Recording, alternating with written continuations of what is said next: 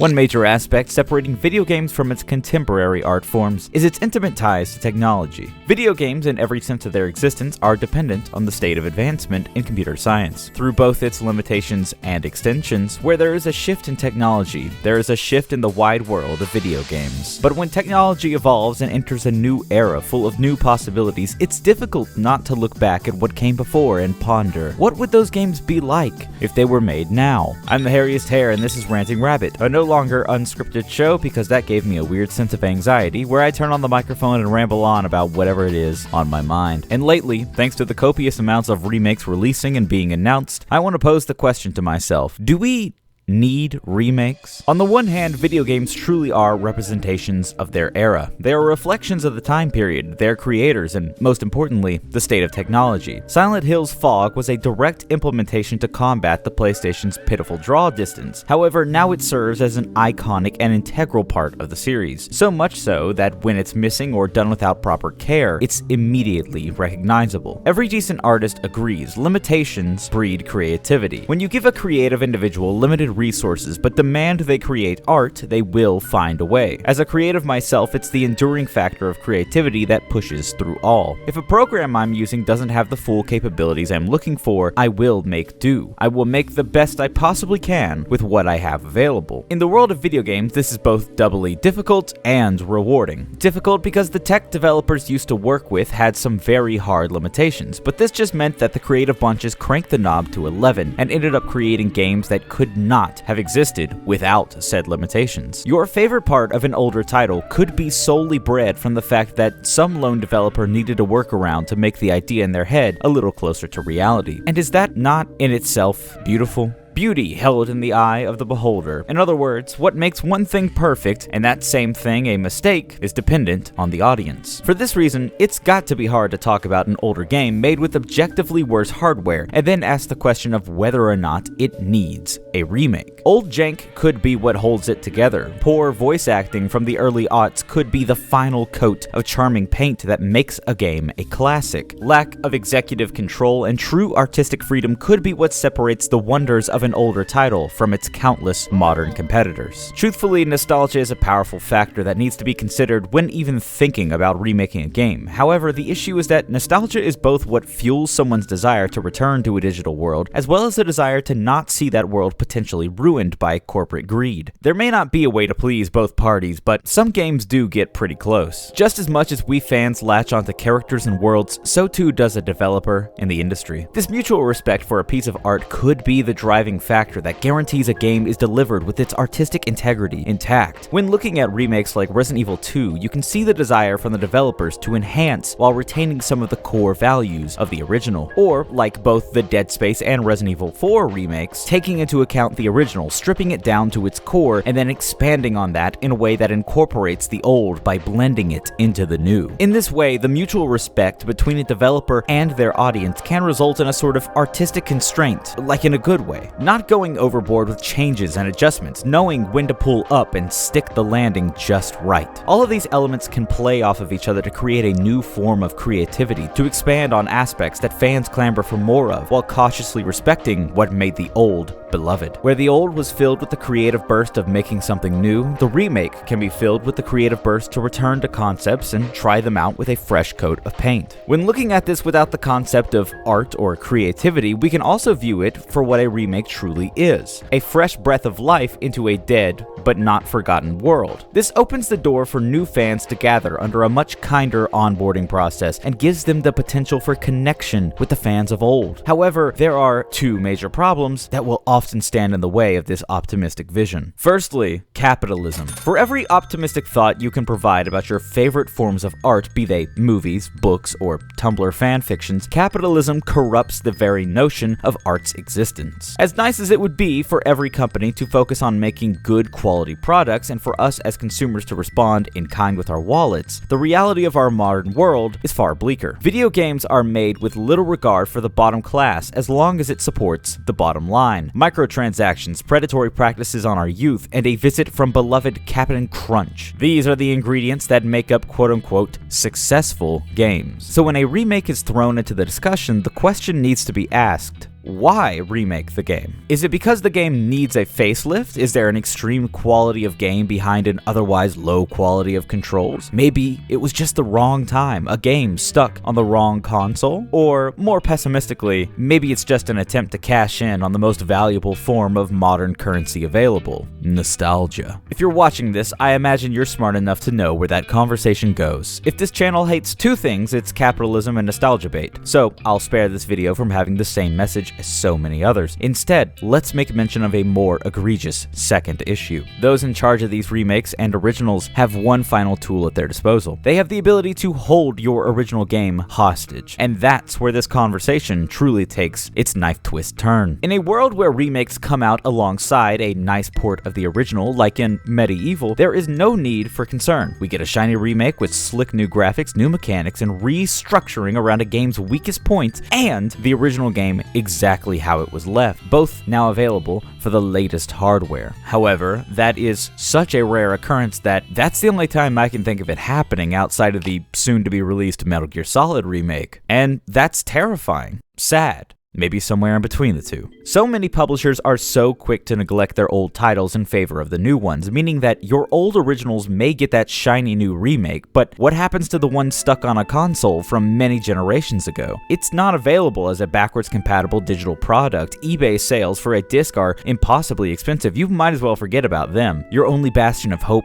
is emulation, which comes with its own myriad of issues, technical and logistical. But of course, if it can go one step further, it does. Because some companies remove the original altogether. Want to play the original Dark Souls instead of the remaster? Why not? It did come out on PC after all. Just head over to the...